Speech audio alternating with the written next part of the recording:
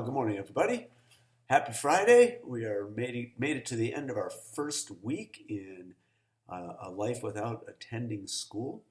But I wanted to still come to you on this Friday and share some things that can help bind us together as a community, remind us we're all in this together, and to encourage you and your family as you go through this really challenging and interesting time. Today we're going to talk about some of the emotions that people can expect when they're going through these kinds of difficult times. In fact, we're going to talk about something called healthy grief, which is kind of a weird thing to think about, but it is important that we understand that grief is a part of the life that we've been given.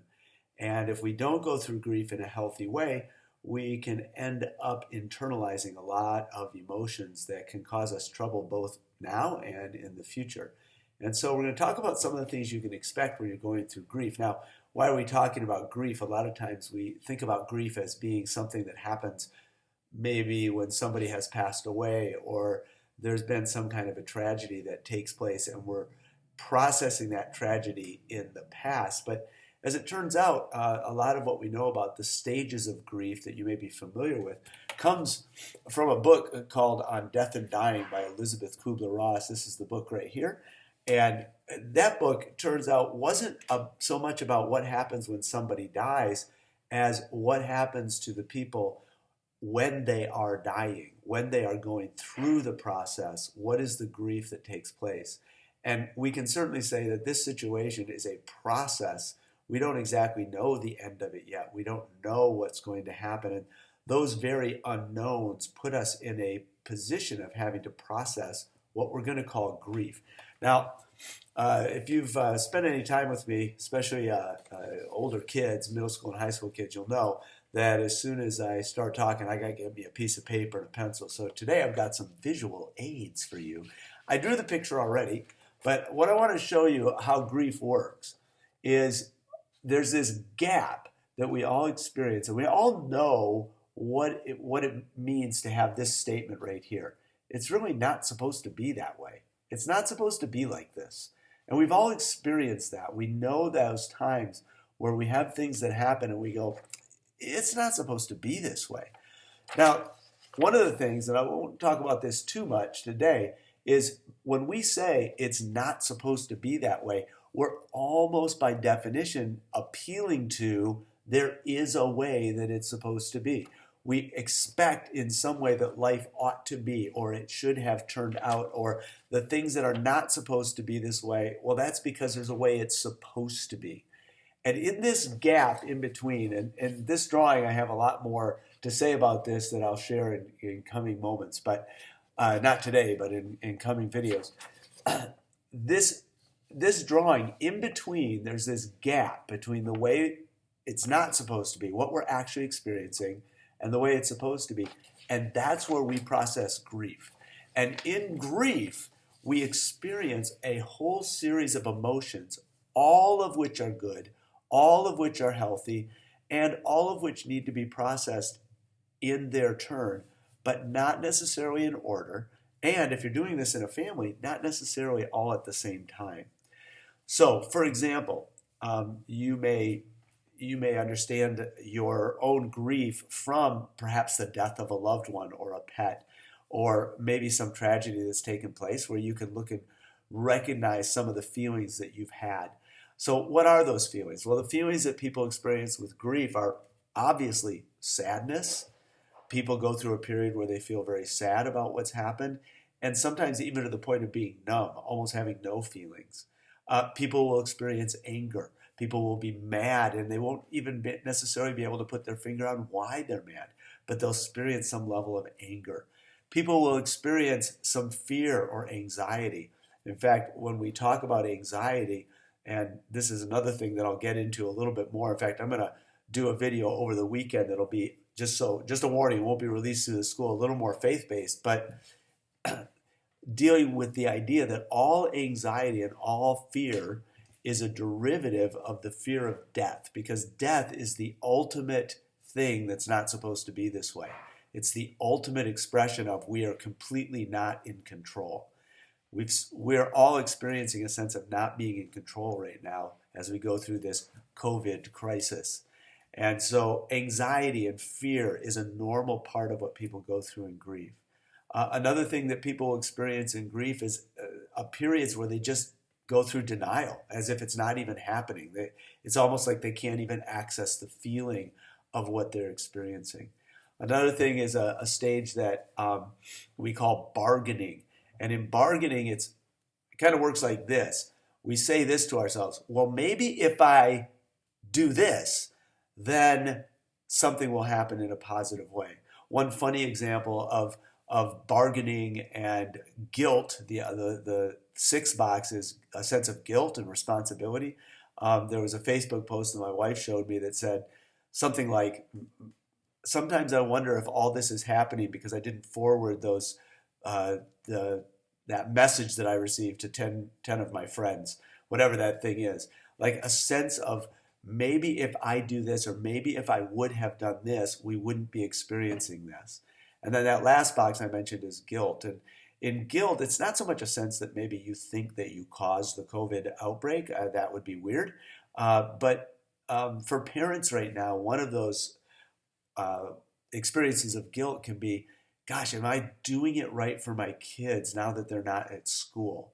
Again, I'll have more to say about that in the future, but a sense that maybe I'm not providing enough for my family. I'm not giving them enough now that they're not in school. My assurance to you is just love your kids, and you'll be providing enough. The rest of it will take care of itself. Everybody goes through these stages. Some people land in some more often than others. Some people dwell in one of the areas more than others. We're all using these stages of grief to move towards something called acceptance. And acceptance is where you get to that place where, okay, I have all these feelings, but I've come to an understanding that this is the situation that I'm dealing with now, and I can move forward through it. It's quite true that some people, maybe most people, maybe everybody, will land in the acceptance box, and then things will change, or there'll be new information, and they'll go back into the other boxes. So what I have for you today is kind of a visual aid that you can use, and this might be something you want to do with your family to help you process the emotions that you're feeling. Because again, all of these emotions are healthy. All of them are necessary stages for us to go through as we process things that are not supposed to be the way that they actually are. So I made you another little visual aid, and what we have here are the boxes for the different griefs. So maybe you're in the box of anger. Maybe you're just mad. Or maybe you're feeling just sad. Maybe you're just having a sense of real sadness and almost depression.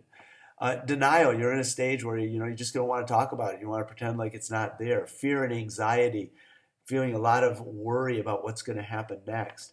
Maybe you find yourself asking a lot of these, well, maybe if I clean my room, or maybe if I don't know, you fill in the blank for you. Maybe if I do this. And then this one right here, the guilt one, where there's a sense that somehow this has something to do with something that I did. These are all ordinary and normal things to do, all moving towards the box called acceptance. If you draw one of these at your house, you can just take a simple piece of paper and draw one of these. Then maybe for 10 minutes with your family, everybody can just say, hey, here's the box that I'm in right now. Here's the box that I'm experiencing right now. And you can affirm each other, because all these boxes are healthy, but there's a problem when I'm in the mad box and someone else in my family is in the anger box or in the sad box. Or maybe I'm in the mad box and somebody else is feeling worried.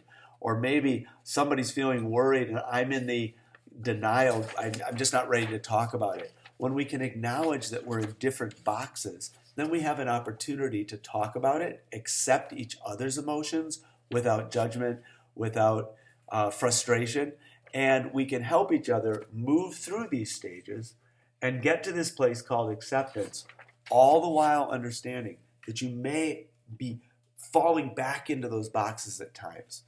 Kids are going to go through this. Older kids are going to go through this. Parents are going to go through this. Let's go through it together in a healthy way that builds stronger family relationships, encourages emotional intelligence and understanding of these healthy feelings that we need to go through without ever, and here's something to watch out for.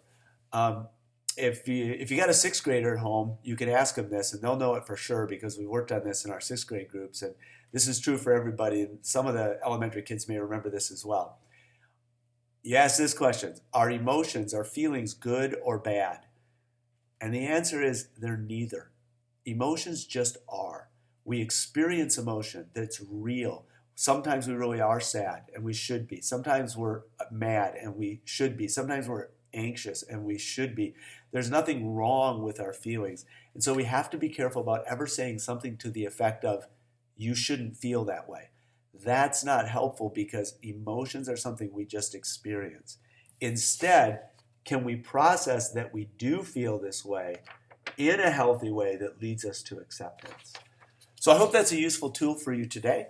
I just want to encourage you guys to stay healthy, take care of yourselves. It's pretty easy to get out of the habit of doing things like brushing your teeth in days like this. Brush your teeth, please, for your family's sake. Take a shower. You need one. Take care of yourself. Make sure that you're connecting with people that you care about, especially those that you're not living with right now, grandparents, siblings, people that are outside of your physical home. Connect with them. We have the ability to do that today, and if we can't connect in person, we can at least connect with technology. Hey, I love you guys. Have a great weekend. I'll look forward to seeing you Monday.